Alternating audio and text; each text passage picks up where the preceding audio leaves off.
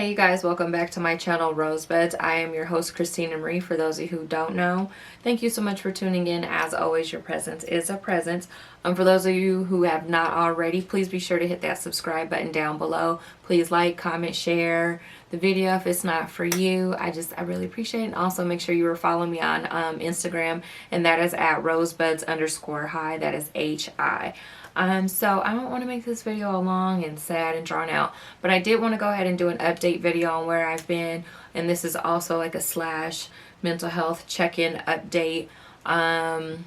This video is going to be a little bit different. I'm just going to be telling you about my most recent breakdown that I just had. I also had an Instagram post where I was talking about this a few weeks ago when it happened, and so I just wanted to sort of do like a follow-up video on that and just make this all in one. So anyway, so I had an Instagram post on my Rosebuds High page, and I do have a main page as well, Christina Marie _22. I'm not sure if I put the information over there. I don't think I did, but I had my birthday on October 22nd, and I had a birthday celebration like the Sunday after, and so I had an Instagram post up that evening or the day after, and I was just talking about how I really need to step away from social media because of something that had just occurred, which was causing me to have a breakdown. And I also, within that Instagram post, had talked about triggers, and I was just saying how I feel it's really important for your family members, people around you who you trust if you're dealing with mental health issues, like your family members, your friends, how it's really important to me personally, and this is just from my experience. I'm not a health expert or anything like that. I'm just giving you my experience. But I really feel that it's important that they really understand what your triggers are and how those triggers affect your mental health. Reason being is that I just feel like it's just communication is a part of communication, and sometimes things can be lost or misunderstood, and I feel like I've been misunderstood and dealing with my mental health. I feel like a lot of my friends and some family have taken my personal problems personal, and it really didn't have anything to do with them. It's like, this has nothing to do with you. And it's important that they understand how these triggers affect you, because it can cause you to have a breakdown. That's what triggers you, and you know, everyone reacts differently, and everyone's mental health looks differently. Your breakdown looks completely differently. Your anxiety and my anxiety is not the same thing. Your depression, your PTSD is just not the same thing, because we're not affected from those events the same way. But with that, a lot of this I'm finding is just a lot of childhood trauma that I'm having to uncover, and just peeling back those layers and figuring out this situation and how that affected me, and then how this is affecting my decision-making skills over here. And it also, I feel like at times determines how I'm navigating myself through this world based off something that happened to me when I was 6 or 7. Traumatized me, and it wasn't talked about because it wasn't normalized in the household, and so it just went on for years and years and years and just built up. And so now when I'm out here navigating in the world, and for me personally, honestly, dealing with men is a struggle because of things that happened to me as a child, and it wasn't dealt with, it wasn't talked about. Therefore, you'll have a situation where you're triggered, and then it's like it wasn't talked about, but now people are taking it personal because now I'm lashing out or I'm having this breakdown. And so and I'm not going to get all into details about what happened, but I guess what I also want to say is that for the people who are on the outside, for your friends or family and your supportive ones, if you're someone who's going through mental health, show them this video. But I feel like, you know, at times it can be hard to understand what someone with mental health is going through.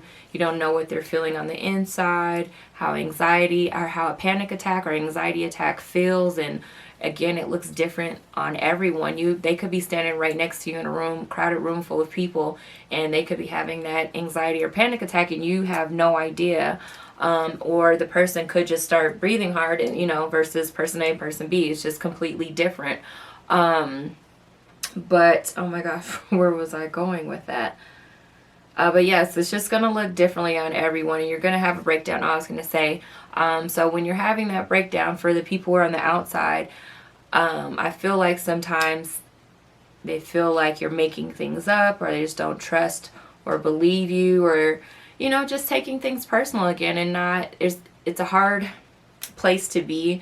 And it's just like, for me, I'm asking that you just be empathetic with me. Just hear me out and just listen. I know that you don't deal with the same things that I deal with, and this doesn't make sense to you, but that unfortunately it's not supposed to make sense. This is anxiety, and I have all of these thoughts that are just taking me down this rabbit hole, and you're just gonna be like, why can't she stop? Why does she just keep going on and on? Like, that's not gonna happen. But that's the way my brain is, and that's the way things work. You know, with some people with dealing with mental health, it's a chemical imbalance, and so we literally don't comprehend the same situation the same way, so it's not going to make sense to you. It's just not. But just be empathetic and be patient and hear me out. And also for me, for someone who's dealing with mental health, I'm doing my best. I'm working on my communication and letting people know these are the things, or this is irritating me. And I have a short fuse sometimes, and I can get a little bit irritable. So I'm working on myself and forgiving myself and giving myself more patience. And it's hard. It's a challenge dealing with everything. But yeah. So that situation happened. I'm just going to get off all of that. So that situation happened on a Sunday. I had a breakdown, lashed out, and I just completely lost it. And I've never had a breakdown like this. So honestly, after the fact, it was scary for me because I don't know if for you guys, I'm just playing it back, play by play. Like, what the heck? Like, did that really happen? Did I say that? Did this happen? And it just still doesn't make sense to me. But the next day, I was working from home, and I was trying to take calls, and I just couldn't do it. I just kept breaking down and crying. I could not stop. And I ended up just unplugging my headset, taking a shower, and I popped a couple of these antidepressants that I have, and I went to sleep, and I slept for a couple of days, and I ended up quitting my job, and I just kept crying. My eyes were swollen and puffy, and I just slept so much, and I was still so exhausted and tired. But when you're having those breakdowns, your body from the inside, it's a lot. It takes a toll on you. And again, it's just hard for me to explain it, but it is a lot. You go through a lot when you're having those type of breakdowns. Your body tenses up, your muscles are tight, you're sweaty, you're anxious, you're all riled up, not, just in a different state of mind. And so that was me for a couple of days and just not really with it. And so I'm working on my bounce back. But, quitting my job wasn't the best decision, but honestly, sometimes these type of things, and this is the first time that this has really gotten in the way of my life, so this is something else I'm having to deal with, and it's really hard. But I just physically felt like I could not continue on, like I can't do this, and I hated the job and the company. It wasn't that great, so that just honestly did not help. But I'm saying all this also just to let you know you are not alone. If anyone is going through this, having panic attacks, anxiety attacks, it's starting to affect your life, your jobs, your, all of that, you are not alone. I am here. But I just really want to be open and honest with you guys. This is what I started my brand and my channel for, is to help Black women and Black people who are suffering silently from various mental health conditions, silently, and feeling like can't speak out. And so I'm using myself to tell my story, talk about the things that I'm going through to help you guys. And I know for me, a lot of times not lately, but at times it can just feel really alone, and it's hard to explain these things to people again and trying to communicate. Because for me, I just want to be left alone. I just want to be by myself, leave me alone, don't fucking talk to me, shut it all down, all of that. And so I'm really working on it. And I just really want the support systems and all of us just to work together, because this is just something that we're starting to talk about more now in the Black community, and it wasn't something that was talked about in our households. We didn't really have a lot of language to put to these different things, and we just didn't talk about it. So this is what I am here for. So that was just it was kind of all over the place. I hope it made sense, but just an update on where I've been at, my mental health update and check-in, and my most recent breakdown.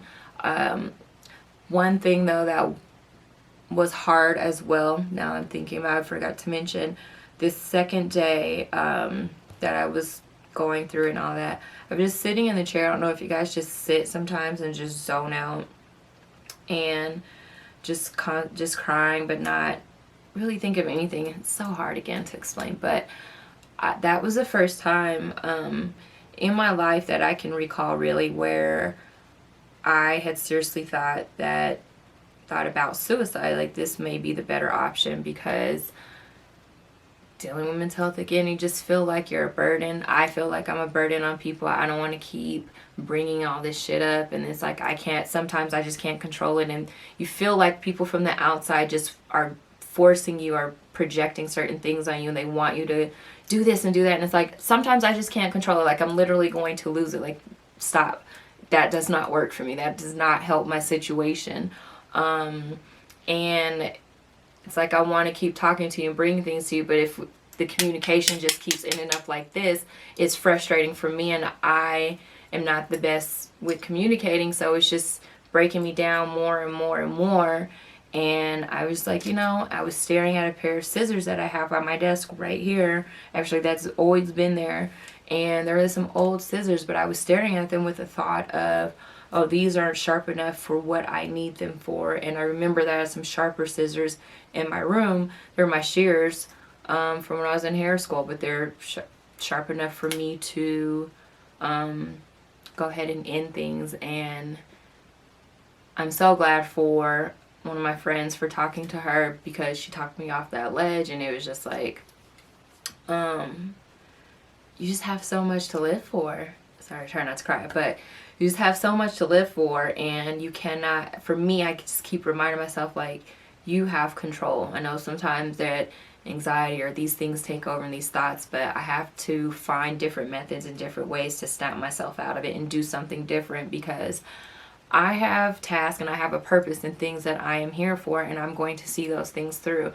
It's not going to be easy, and this may not be the last time that something like this happens. However, I'm finding new methods and ways and things to combat those types of thoughts, because I don't want to have to keep dealing with that part of it. I know that all this may not come to an end, but suicide, I definitely want to make sure that I get back in therapy, but also when those thoughts come in, figure out a way to combat that and figure out how to keep progressing and moving forward, because that's what I'm looking for at this point in my life, is just to keep moving forward, So, alright, I was trying to end, and I just wanted to talk about that as well, just because that was something serious that I just hadn't experienced. So, I'm just here to pour my heart out to you guys. But yes, that is it. That is all. Also, shout out to the homies Lawrence and Larimer here in Denver, Colorado. They're a Black-owned store and brand, and we actually partnered up with them, and we actually have a show on their Instagram TV called Therapy Thursday. So I'm all about this therapy, and I am one of the co-hosts, and I am co-hosting along with co-owner Kiana Chapman, and then also Jasmine Crane, who is a licensed therapist here in Colorado. She's a licensed Black therapist. So it's just us three Black women who have obviously come from different backgrounds and walks of life, and we're just talking about different things in therapy, especially for Jasmine, since she's our licensed therapist. And then we'll also have different guests on. So I just wanted to go ahead and plug that in. Why not? More therapy talk, all about it. So check that out. Make sure you guys are following me again on Instagram at rosebuds_hi. That's HI. Leave me comments, questions down below. I'm here for it. Keep living, keep pushing. I know it sounds so easy, but I am here. I'm someone who relates and or doing my best to relate, and but just keep pushing. I'm sorry, I'm just like, it's late, and I'm just trying to do my best to make sure I give you guys and send you guys all the good vibes and energy and everything. Live another day, keep pushing, find your purpose, go for it. You are loved. All right, till next time, much love, peace, and blessings.